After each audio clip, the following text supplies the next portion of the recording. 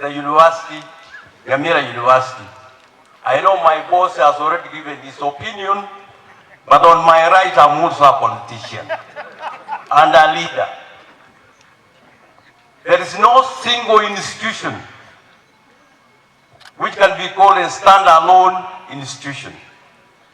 University requires other facilities to survive.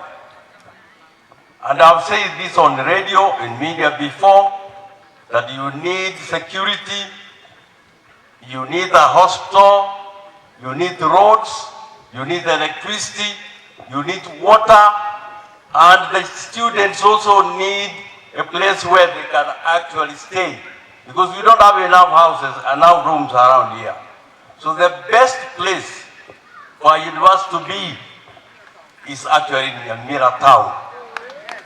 That is where we propose, and the Vice Chancellor, I think you have had so many opinions, but I think God will direct you to give us a better place.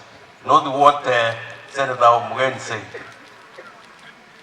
Finally, for all those visitors who have come from far and wide, I would wish you, on behalf again of the Nyamira government and on behalf of my governor who is not around, that you travel safely and we meet another time. Thank you very much, Senator. God bless you. And I wish you luck.